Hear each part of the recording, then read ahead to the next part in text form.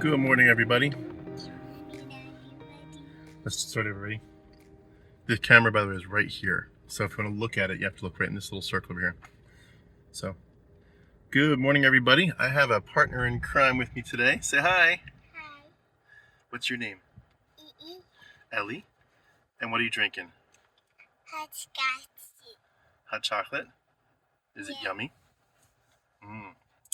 So I thought I'd just real quick do a short video. Ellie's my little shopping partner this morning here, getting a few groceries. But I just wanted to talk about something that's really significant in my life, not in the big picture, just like in terms of like daily life significance.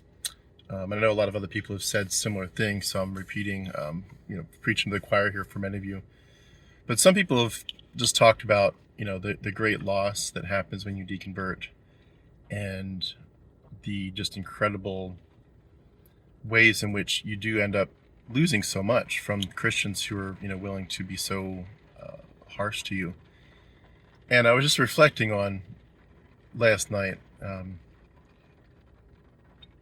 just realizing like the idea that you lose even the basics of someone saying good night to you. Like you lose affection, you lose intimacy and all that, but you lose even basic civility of someone saying, hey, sweet dreams, have a good night. My wife hasn't said goodnight to me in years, and it's crazy the idea that just the very basics just go out the window. I mean, they really do. And it's heartbreaking. It's really heartbreaking because you're still you. You're still the real person. There's nothing changed about you. You just don't believe in that stuff anymore. And you need affection just like you always did. You need love, but you don't get it, of course. How's your hot chocolate? Good. How old are you? 3? Nice. You're a big girl. But you miss that stuff so much. Somebody caring about you. Somebody, saying, how's your day? How you feeling? What's going on in your heart? And I know that a lot of what I'm doing in many ways is both sharing my own story, but I hope also preparing people who are going to be more public with their deconversion later, just to say, hey, be careful with your own heart. Be aware of what's going to happen, because this stuff hurts so much, and it does come down to the very basics. Like you're basically like maybe like a robot, or you're just an addendum to the real family in their minds. You're an addendum to their real dynamics, which is to them, of course, whatever is important to them. Jesus, church, worship, the Bible, catechism. So something basic like saying hello, good morning, how are you feeling? It's irrelevant to them. It's irrelevant to them because your feelings don't matter as an atheist. Yeah, Daddy. Oh, you're all done? Yeah. Okay, great. Was it yummy? Yeah. You have chocolate all over your mouth. Did you see the lightning? Yeah. Oh my goodness, it's going to rain soon. Yeah. But just want to, be upfront with everybody, especially those who are considering being more public with their deconstruction and deconversion. Christians aren't just going to say, I disagree, or let's agree to disagree. They're going to say things like, even if they don't actually say it, they're going to say it with their lives. You're not worth the very basics of civility. You're just not. Atheists are a write-off to them. And I've been written off entirely. I know I've got probably hundreds of emails from people who've said similar things in different ways. And many of you reached out repeatedly.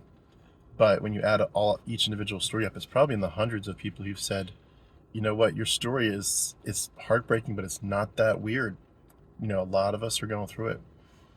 And I hope that you all are finding ways to have some level of healing and peace through that, because it's such a rough journey, and you feel so alone. You getting comfy? Getting comfy and cozy? You're so beautiful. What's on your shirt?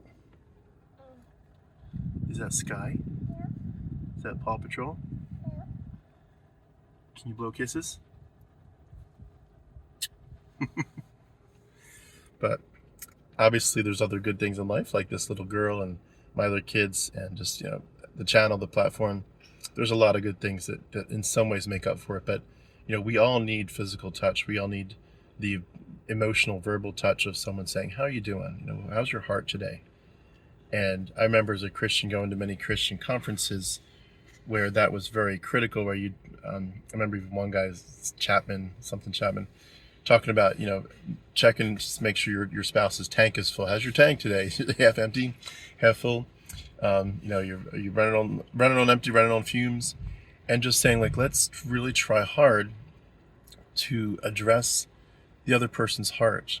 And that's that, like, to them, that's how you show the love of Christ, is you care about the other person enough to ask about them and to do everything you can to just make it clear that they're a top priority. And for some reason in their minds, when you deconstruct and deconvert, they give themselves full freedom to say, that's no longer relevant. That's no longer my priority. Raining. Is it raining? Yeah. Do you like the sound of the raindrops? Yeah. All right. Well, we're going to wrap up. That was it. Can you say bye-bye? Bye. Say, love you. To the moon and back. Love you to the moon and back. Now say, love you. And Like you. you. Kiss you. See. Hug you. You. See you in the morning. And Bye-bye.